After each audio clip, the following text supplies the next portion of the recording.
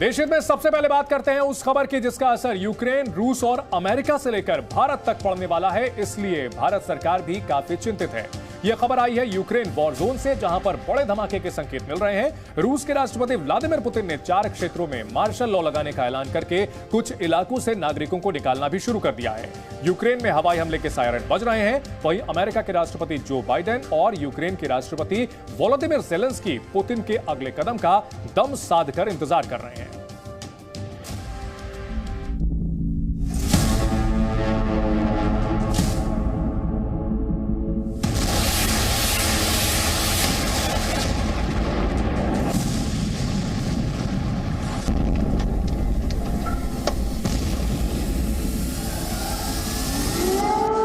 Ukraine में किसी भी वक्त एयर स्ट्राइक से सावधान करने के लिए गूंजते सायरन की आवाजें यूक्रेन के लोगों और सैनिकों का डर बढ़ा रही है। पता नहीं किस तरफ से आसमानी आफत आए और सब कुछ तबाह हो जाए।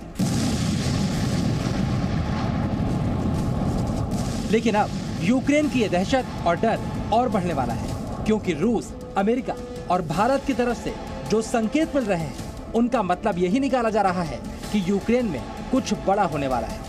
पहले इन संकेतों के बारे में जानिए। राष्ट्रपति व्लादिमीर पुतिन ने रूस में शामिल किए गए 4 नए क्षेत्रों में मार्शल लॉ घोषित कर दिया। इसके अलावा खेरसॉन के इलाके से रूस नागरिकों को बाहर निकाल रहा है। भारत ने यूक्रेन से अपने नागरिकों को फौरन निकलने की चेतावनी दी है। वहीं बाइडेन ने भी कह दिया है कि पुतिन यूक्रेन युद्ध में बुरी तरह से फंस चुके हैं। सबसे पहले बात 4 इलाकों में लगाए गए मार्शल लॉ की। बड़ी खबर यह है कि यूक्रेन के आक्रामक रूप को देखते हुए रूस के राष्ट्रपति व्लादिमीर पुतिन ने यूक्रेन के जिन 4 क्षेत्रों का रूस में विलय किया है, यानी दोनेत्स्क, लुहांस्क, ज़ेपोरिज़िया और खेरसॉन में मार्शल लॉ लगाने का ऐलान कर दिया है। यानी यहाँ पर सब कुछ अब सेना संभाले। इसके लिए पुतिन ने कई तर्क भी दिए। पुतिन ने कहा कि क्रीमिया पर हमले के पीछे यूक्रेनी एजेंसियों का हाथ था। इसके अलावा भी रूस में हमले की कई साजिशों को नाकाम किया गया है। यूक्रेन की एजेंसियां रूस में ट्रांसपोर्ट और एनर्जी संस्थानों पर निशाना साध रही हैं। इसके अलावा परमाणु ऊर्जा संस्थानों पर हमले की साजिश भी की गई। Крымском мосту. Нами пресечены теракты и в других регионах России, в том числе в местах массового пребывания людей, в отношении объектов транспорта, энергетики. Хочу подчеркнуть, в том числе и объектов ядерной энергетики. पुतिन के इस फैसले का असर जहां पर पड़ना था वहां पड़ा भी। पुतिन से टक्कर ले रहे यूक्रेन के राष्ट्रपति वोलोदिमीर ज़ेलेंस्की ने फौरन पलटवार भी किया। До наших людей у тимчасово окупованих районах півдня і сходу України. Найближчим часом окупанти намагатимуться забрати чоловіків в свою армію. Всюди, так само як в Донецьку і Луганську. Будь ласка, уникайте цього так, як можете. ज़ेलेंस्की क्या कहते हैं, क्या करते हैं, इसका असर कम से कम पुतिन पर तो बिल्कुल भी नहीं पड़ता। पुतिन ने साफ इशारा दे दिया है कि अब इन इलाकों के आसपास नजर आने वाली यूक्रेनी सेना पर वो बहुत भीषण हमला करने को तैयार है। इसीलिए अब जिन इलाकों में यूक्रेन की सेना मजबूती से आगे बढ़ रही थी, वहां से रूस ने नागरिकों को निकालना भी शुरू कर दिया है। खेरसॉन से नागरिकों को सुरक्षित जगह पर ट्रांसफर किया जा रहा है। विशेषज्ञों का मानना है कि यहाँ पर रूस बड़ा धमाका कर सकता है। वहीं अमेरिका के राष्ट्रपति जो बाइडेन की नजर भी पुतिन के इस कदम पर है। बाइडेन ने कहा, यूक्रेन वॉर में बुरी तरह फंसने की वजह से पुतिन बौखला गए। I think that Vladimir Putin finds himself in an incredibly difficult position. And what it reflects to me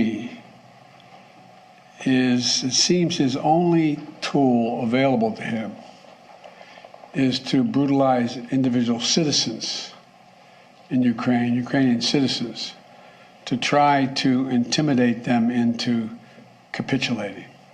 They're not going to do that.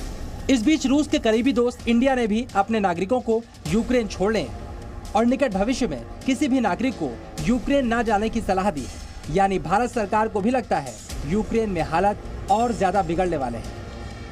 फिलहाल रूस की मिसाइलें और ईरानी ड्रोन यूक्रेन में कहर बरपा रहे हैं। उस पर पुतिन का नया कदम बेहद खतरनाक है। ज़ेलेंस्की भी ये बात समझते हैं।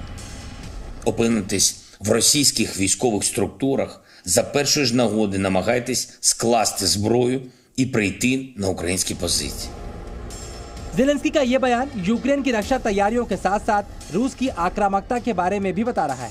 एक बार अगर खेरसौन जैसे इलाकों से नागरिक बाहर निकल गए तो आसपास मौजूद यूक्रेन की सेना पर पुतिन मिसाइलों की कैसी बारिश करेंगे समझा जा सकता है। और यूक्रेन को सरेंडर करवाने के लिए उसमें कोई परमाणु मिसाइल भी हुई तो बड़ी तबाही तय।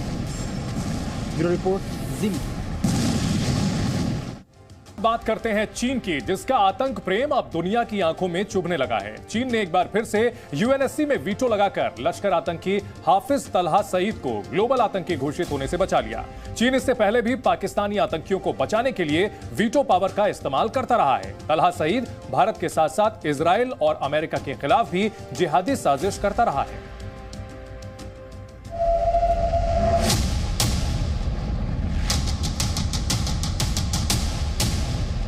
भारत को दहलाने की साजिश करने वाले पाकिस्तान के आतंकवादियों का सबसे पक्का और भरोसेमंद साथी बन चुका है चीन।